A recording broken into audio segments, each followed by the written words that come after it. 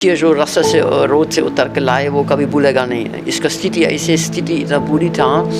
वो पहले तो पाम टूटा था, घर की बच्ची है था, घर की जंगली थी।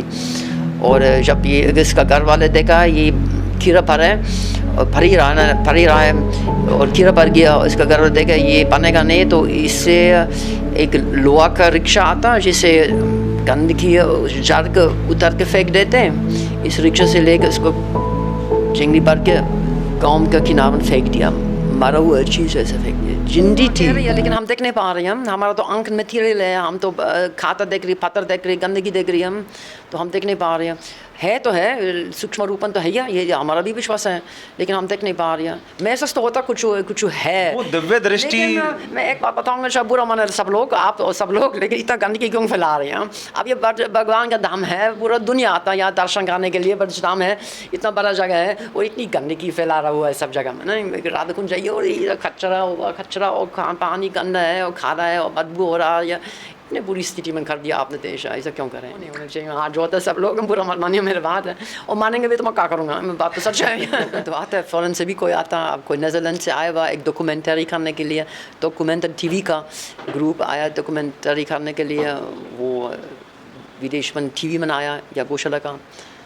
और कोई आया स्कॉटलैंड से, वो बोलता मैं एक मूवी बनाऊंगा आपका पद्मश्री अवार्ड की। तो ये कैसे पॉसिबल हुआ? ये मेरे को नहीं पता है, ये तो मैंने विश्वास भी नहीं किया। जब कोई फ़ोन किया, सूचना दिया आपको पद्मश्री मिलेगा, आपको आना पड़ेगा दिल्ली में, कोई मजाक ले रहे हैं हमसे। मेरे विश्वास भी नहीं। मुलाकात तो मोदी जी थे, प्रेसिडेंट ऑफ इंडिया थे, अमित शाह और राजनाथ सिंह थे। आपकी बातचीत हुई उनसे?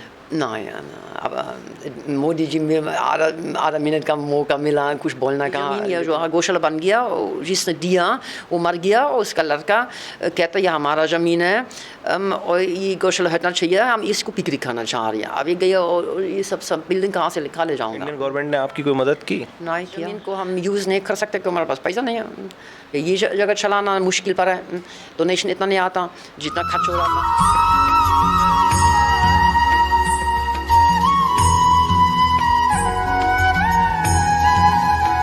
श्री राधे, स्वागत है आप सभी भक्तों का ब्रजभूमि दर्शन विद राहुल चौधरी की एक और नई वीडियो में।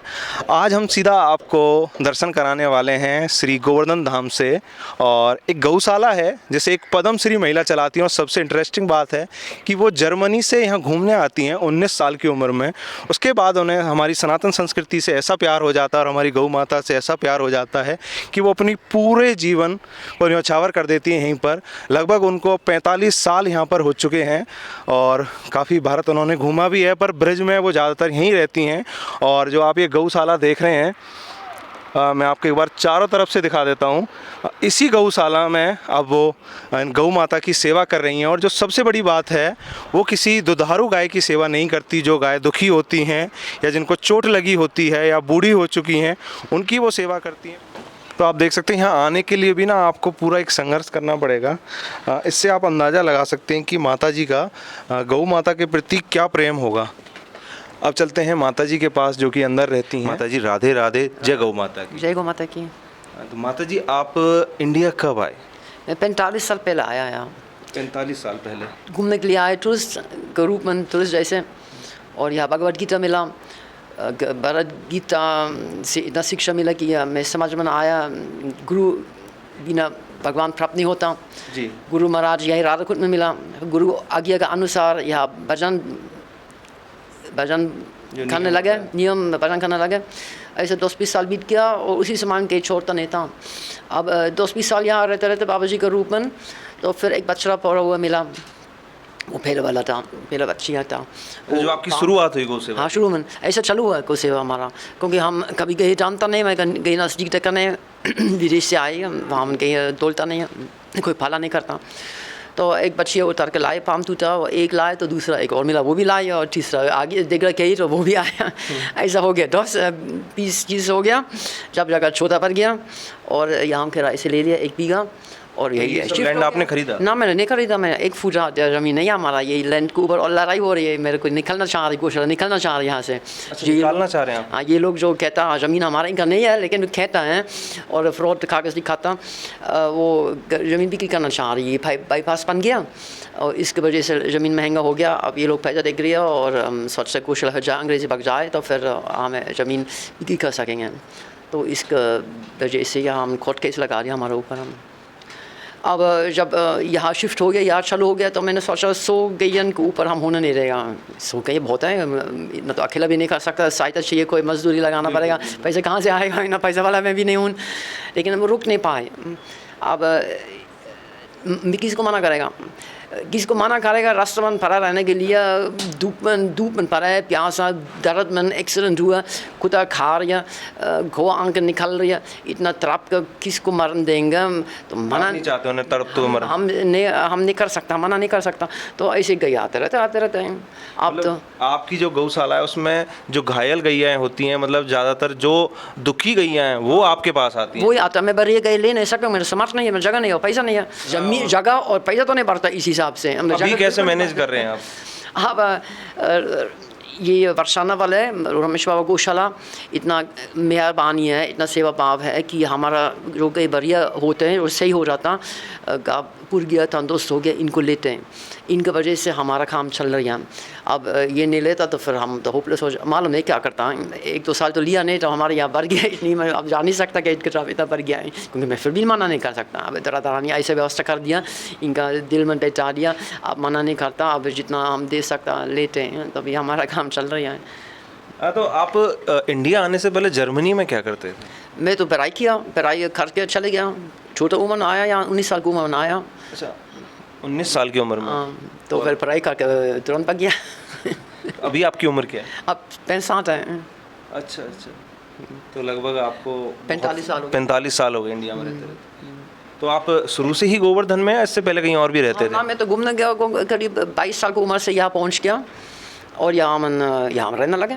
मैं तुरंत मालूम है, यहाँ पहुँच गया। अब इसका कोई रैशनल कारण नहीं है, कोई कह नहीं सकते क्यों ऐसा हुआ है, लेकिन मैं यहाँ पहुँचते समय मैंने विचार था यही रहूँगा, ये जीवन बीतेगा, यही मारूँगा, अब ऐसे हुए हैं।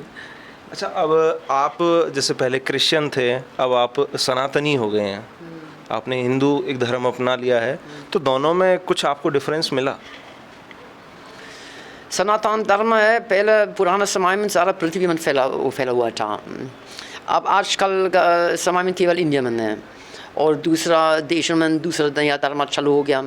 भगवान का सबका लक्ष्य है, लास्ट में सभी भगवान पहुंचेंगे, लेकिन ओरिजिनल असली वाला तो ये सनातन धर्म इसे सब पैदा हुआ। और जो भी हुआ और शिक्षा यहाँ जो सनातन धर्म है, जीव कौन है, जैसे भगवत गीता में भगवान कृष्ण सिखा देता जीव कौन है, भगवान कौन है, अलग रास्ता बताता भगवान प्राप्त करने के लिए। वही शिक्षा क्यों नहीं मिलता, वो शिक्षा यही मिला है। हम भी बाइबल भी पढ़ता था और वही भी मानना का चीज़ है, ऐसा नहीं कि नहीं मानेगा इसको, लेकिन ऐसे जैसे यहाँ में भगवद गीता में सब चीज़ बताता कैसे रास्ता है, क्या करना, कैसे जीना, वो कहीं नहीं ऐसा शिक्षा तो कई और कहीं में नहीं मिलता। और उपनिषद होता और भगवतम होता और कितना और है। तो कभी आपको ये नहीं लगा कि मतलब जैसे होता है कि आप जर्मन में अच्छी जॉब कर रहे होते, आज अच्छी लाइफ जी रहे होते, कभी ऐसा नहीं सोचते आप? अब मन तो आया जो उमर मन कभी, लेकिन 1-2 बार मैंने कोशिश भी किया बाहर जाना का, रहना का, लेकिन मन नहीं लगता। 6 महीने के बाद फिर यहाँ भागना पड़ा, यहीं बस गया, फिर यही लग गया और फिर छोड़ के फिर सब बाकी। मेरे माता पिता खुश नहीं था वो तो चाहते थे कि मैं वहाँ कुछ पढ़ाई करूँगा, पूरा कुछ सीख जाऊँगा, कोई MA करूँगा, कोई जॉब नौकरी करूँगा। पढ़ाई कहाँ तक की आपने? अब जब तक यूनिवर्सिटी में प्रवेश कर सकता, सिस्टम हमारा बात दूसरी है। अब कैसे बताऊँ, यूनिवर्सिटी में प्रवेश करने के तक एक बार तो एक साल स्कूल नहीं होता, उसके बाद कॉलेज जाते हैं, तो आप स्कूल आपने कंप्लीट किया? वहाँ स्कूल कॉलेज स्कूल के अंदर आ जाता, वहाँ स्कूल पूरा करके सीधा यूनिवर्सिटी में प्रवेश करता। मैं एक बार यूनिवर्सिटी में पढ़ाई किया 13 साल के लिए, तभी टिकना भाई वहाँ। पद्मश्री अवार्ड की, तो तो ये कैसे पॉसिबल हुआ? ये मेरे को नहीं पता है, ये तो मैंने विश्वास भी नहीं किया। जब कोई फ़ोन किया, सूचना दिया आपको पद्मश्री में मिलेगा, आपको आना पड़ेगा दिल्ली में, कोई मजाक ले रहे हैं हमसे मैंने विश्वास भी नहीं किया। और लेकिन बाद में पता लग गया, बात सच है, वास्तविक ऐसी है। अब पता नहीं मेरे को कैसे मैंने सुना है, बाद में तो सुना है इंस्पेक्टर LIU इंस्पेक्टर और DM साहब मेरा नाम दे दिया। अच्छा। और वहाँ में तो बहुत लोग बहुत नाम दिया जाता, मैं सुना है 55,000 नाम दिया उसी समय दिया था। तो इनमें से छाप लिया 108 और इनमें से एक था मेरे नाम। तो फिर आप दिल्ली गए थे, दिल्ली गया। तो आपकी मुलाकात किस से हुई? अब 108 आदमी सभी बोलना चाहता है अपने बात है, इनका किसी मार्क नहीं है और इनका इंटरेस्ट भी नहीं इतना है। आप क्या करेंगे, अपने जगह में खड़ा रहना पड़ेगा। तो वो एक्सपीरियंस क्या होता है जब आपको पद्मश्री अवार्ड दिया जाता है, इंडिया की जो सबसे सुप्रीम पावर होती है राष्ट्रपति जी द्वारा? अब गैंग के लिए खुश हो गया, क्योंकि पद्मश्री मिलने से गौशाला में प्रचार तो हम करता नहीं हैं, अपना आप प्रचार हो गया। अब गवर्नमेंट रिकॉग्निशन बहुत कुछ है, पद्मश्री माना जाता, तो गैंग के लिए फ़ायदा है। तो उसके बाद इंडियन गवर्नमेंट ने आपकी कोई मदद की? नहीं किया। फाइनेंशियली नहीं किया, ज़मीन दे दिया, लेकिन हम इस ज़मीन पिछले साल इस ज़मीन को हम यूज़ नहीं कर सकते क्योंकि हमारे पास पैसा नहीं है।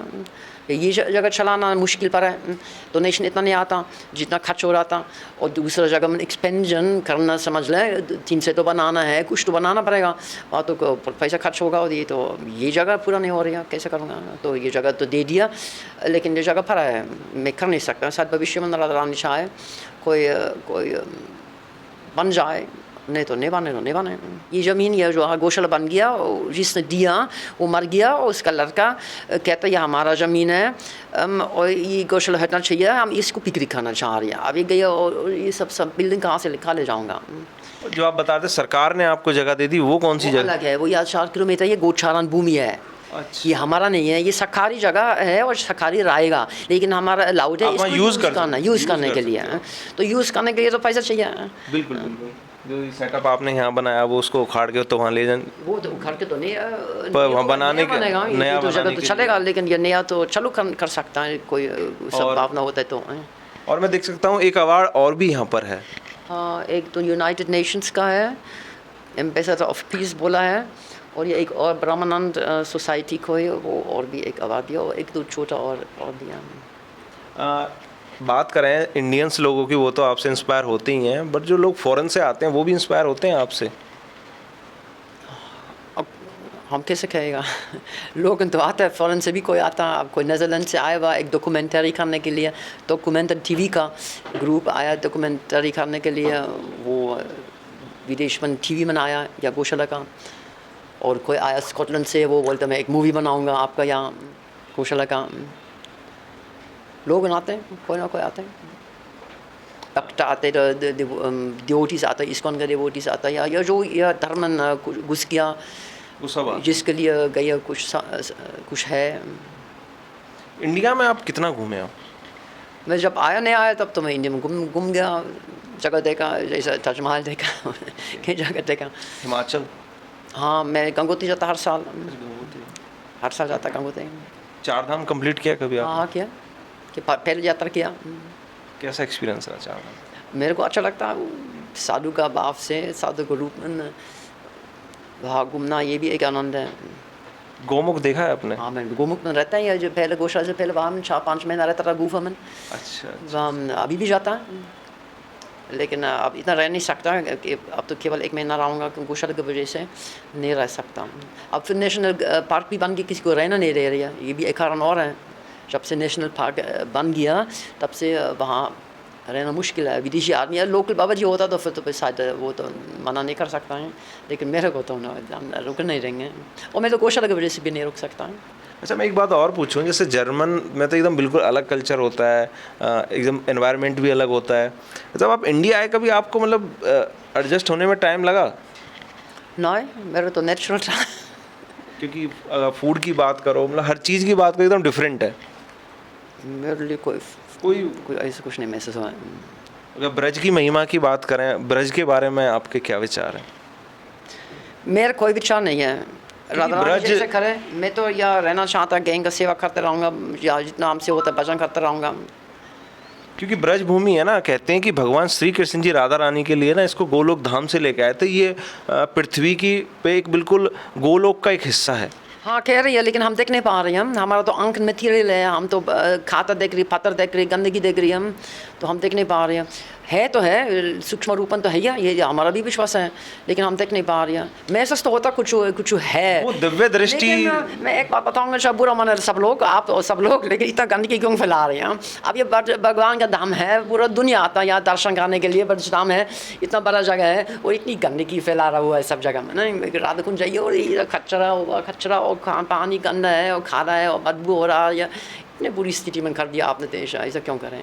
कुछ लोग होते हैं, सब नहीं होते, पर सब कुछ जगह लोग गंदगी हैं। है, सब जगह में गंदगी है, ऐसा नहीं होना चाहिए, सफाई रखना चाहिए। सरकार इसके लिए काफ़ी कुछ करती है, पर लोग जब तक जागरूक नहीं होंगे। हाँ, मैं यहाँ गौशाला में कितना लोगों सुनाते रहते हैं, यहाँ मत फेंक दें यहाँ उतर जाएँ। ये डिफरेंस तो है, बाहर की कंट्री में और इंडिया में थोड़ा ये गंदगी वाला इश्यू है, ये मानना पड़ेगा। हाँ पता नहीं सफाई क्यों नहीं करते लोग, समझ में नहीं आता मेरे को। अब आप एक मैसेज दें उन लोगों को जो गंदगी फैलाते हैं। प्लीज़ गंदगी मत फेंक दें, सफाई रखो, कितना अच्छा लगेगा। कोई फूल पैदा होंगे जगह, फूल की जगह मन दिख रही गंदगी है, चारों कूड़ा फैला हुआ है, नहीं होना चाहिए। हाथ जोड़ते सब लोग, पूरा मत मानिए मेरे बात है, और मानेंगे भी तो मैं क्या करूँगा, मैं बात तो सच है। तो और कोई एक्सपीरियंस आप शेयर करना चाहें हमारे साथ, अभी तक आपने कोई जो आपकी याद रहा, एक कभी जो ना भूलने वाला कुछ ऐसा? अब सबसे पहला बच्चे जो रास्ते से रोड से उतर के लाए, वो कभी भूलेगा नहीं है। इसका स्थिति ऐसी स्थिति इतना बुरी था, वो पहले तो पाम टूटा था, घर की बच्ची था, घर की जंगली थी, और जब ये इसका घर वाले देखा ये कीड़ा पर है और फरी रहा है और कीड़ा पर गया, इसका घर वाले देखा ये बनेगा नहीं, तो इससे एक लोहा का रिक्शा आता जिसे गंदगी जार के उतर के फेंक देते हैं, इस रिक्शा से लेकर इसको जंगली भर के गाँव के किनारे फेंक दिया, मरा हुआ चीज़ ऐसे फेंक दिया। जिंदी थी, बाई चांस मेरा नज़र में आ गया, मैं बाई चांस मैंने देखा फेंका हुआ कूड़े के संग जिंदी, और जब मैं उसको देखा आ रही सा पीछे कीड़ा से ढका हुआ है, आ रही सा पूरा कीड़ा से ढका हुआ, और कीड़े के ऊपर मक्खी बैठे थे, और मैं हाथ ऐसा करी मक्खी हटाने की ना ऐसा भयंकर आवाज़ उड़ गया, बहुत सारी मक्खियाँ, और जंगली परेशान से दुख से पागल जैसे आंखें थे। अब ये सब केस सबसे पहले केस था, और ये मैं उतर के आपने कर अंधेरा हो रही था, देर और रात आ जाता और खुद आते और इसको जिंदी खाते, तो वही लाए सबसे पहला केस था मेरे, और इसको साफ़ कर दिया और वो खड़ा होने लगे फिर, और वो मेरे से इतनी प्रेम से देखा, इतनी विश्वास से, और जैसा जीव भगवान को देखता है। अब ये हमारे दिल में ऐसी बात किया जंगली ये लोग इतना दुखी होता है, इतना सीधा सूधा, कोई बुरा भाव नहीं है इनका अंदर, और इतने दुख पाते हैं, ये नहीं होना चाहिए। वो कभी बुरा नहीं है ये आपको बुरा लगता है? हाँ, इनका दुख देख नहीं सकता। हमने तो हमें क्या था गौशाला चलाने का, मैं कभी सोचा नहीं गौशाला चलाने का। इतना दुख देखे ये लोग दुख नहीं होता तो हम गौशाला चलाता नहीं है, हम भजन करता क्या हमारे कुछ राम जय राधे गोविंदा। तो आपने सेवा को चुना? करना पड़े, ना करूँगे तो और भी तो क्यों होंगे। ये हमारे लिए ये नहीं है कि हम छोड़ के जा सकते हैं और कुछ काम कर सकता, हम ये करना ही पड़ता है। अब हम वापस नहीं मुड़ सकते। ये दुखी इतना दुखी होते हैं आप, ये दुखी नहीं होता तो फिर तो दूसरा बात होता है, तो फिर तो चाह सकता कुछ और कुछ कर बना करता हूँ कि घूमने जाऊँ। और माता जी मैं देख सकता हूँ कि आपके दरवाजे तक पे जगह नहीं है, कि मतलब मैं उस गेट से लेकर यहाँ तक आया तो एक जगह खाली नहीं है ना। और यह स्थिति तो और भी था यहाँ में, तो अब 8-9 सौ कम है। अब 5-6 महीने पहले आते थे तो अब वास्तविक दरवाजा जा नहीं सकते थे, मन इतनी भीड़ था, हम खुद नहीं जा सकता। मैं तो ये बुलाता लड़के को, मैं इतना थका नहीं हूँ ना, अब तो हो गया ये मेरे रास्ते बना ले मेरे लिए बच्चे बैठेंगे नहीं, हमसे डरता नहीं कोई, हमसे होता नहीं। तो ऐसी स्थिति था, क्योंकि अब 3-4 महीने से बरसाना वाले रमेश बाबा गौशाला वाले हाँ कर दिया, जब से नेक हल्का हो गया। बाकी जो भी लोग इस समय हमें देख रहे हैं वो कुछ सेवा करना चाहें गौशाला के लिए तो कर सकते हैं? कर सकते हैं, मेरे गौशाला में कर सकते, सबका गौशाला में सेवा कर सकते, जहाँ चाहे, जहाँ नज़दीक है, जहाँ मन है वहाँ मन सेवा कर दियो। एक गैया का सेवा हो गया, एक गैया भी दुख से बच गया तो आपका जीवन व्यर्थ नहीं हुआ है। तो वो क्योंकि वो भगवान का नज़र बनाएगा वो व्यक्ति, ये हमारा विश्वास है पर्सनल। तो ऐसी सेवा को हमारा शीश झुकाकर नमन है, क्योंकि ऐसी सेवा कलयुग में हर कोई नहीं कर पाता। अपनी पूरी ज़िंदगी इसी चीज़ पे लगा देना, ना माता जी ने शादी की, ना उसके बाद कभी वापस जर्मनी गई। तो ऐसी सेवा को हमारा नमन। अगर आप यहाँ कोई सेवा देना चाहें तो उसके लिए आपको डिस्क्रिप्शन में कुछ बैंक की अकाउंट डिटेल्स मिल जाएंगी, आप या खुद डायरेक्ट आकर यहाँ सेवा कर सकते हैं। बस यही मैसेज था हमारा आपको देने के लिए।